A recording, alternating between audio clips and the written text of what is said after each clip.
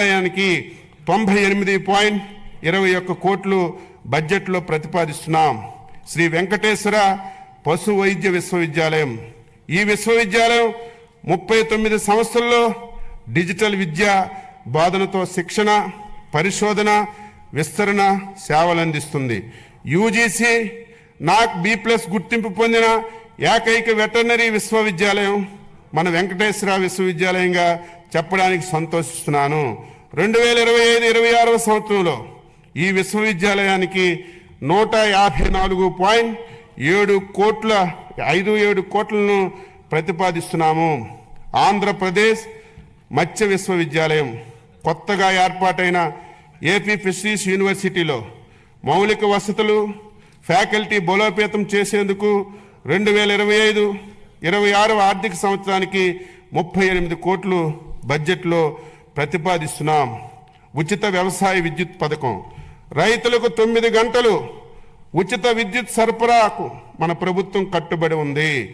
అదేవిధంగా ఆక్వా రైతులకు గతంలో విద్యుత్ యూనిట్ ధర 3.85 పైసలు ఉండగా మన ప్రభుత్వం రాయితీపై 1.50 యూనిట్ ధరతో విద్యుత్ సరఫరా చేస్తుంది. 2025-26 సంవత్సరానికి ఈ 2 పథకాల అమలు కోసం 12,773.25 కోట్లు ప్రతిపాదిస్తున్నాము. వ్యవసాయానికి ఉపాధి హామీ అనుసంధానం. 2024-25 సంవత్సరంలో వ్యవసాయం, అనుబంధ వ్యవసాయేతర పనులు మొత్తం 764 లక్షల మందికి పని దినాలు కల్పించబడ్డాయి. 2025-26 బడ్జెట్లో ఉపాధి హామీ పథకం కింద వ్యవసాయం అనుబంధ కార్యక్రమాల కోసం 6,026.87 కోట్లు ప్రతిపాదించాం. ఎన్టీఆర్ జలసిరి 2025-26 సంవత్సరంలో 6,607 బోర్లను ఉచితంగా వేయడానికి మరియు 10,000 మోటార్లు ఉచితంగా పంపిణీ చేయడానికి ప్రతిపాదించాం.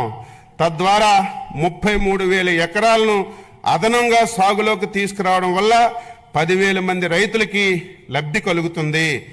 25-26లో ఎన్టీఆర్ జలసిరి అమరుకు బడ్జెట్లో 50 కోట్లను ప్రతిపాదిస్తున్నాం.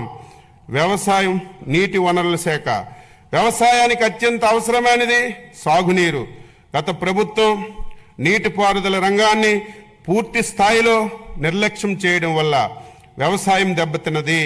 మన ప్రభుత్వం సాగునీటి పారుదల ప్రాజెక్టుల నిర్వహణకు అధిక ప్రాధాన్యత ఇస్తూ 2025-26 సంవత్సరంలో 12,903.41 కోట్లు ప్రతిపాదిస్తున్నాం. ఇది మంచి ప్రభుత్వం, ప్రజలు మేలు కోరే ప్రభుత్వం.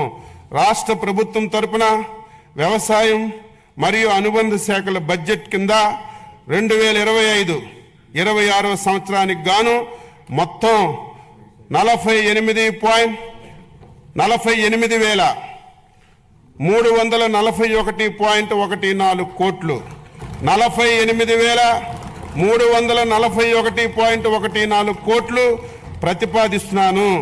2025-26 బడ్జెట్ను సభ ఆమోదం గురించి ప్రవేశపెడుతున్నాను.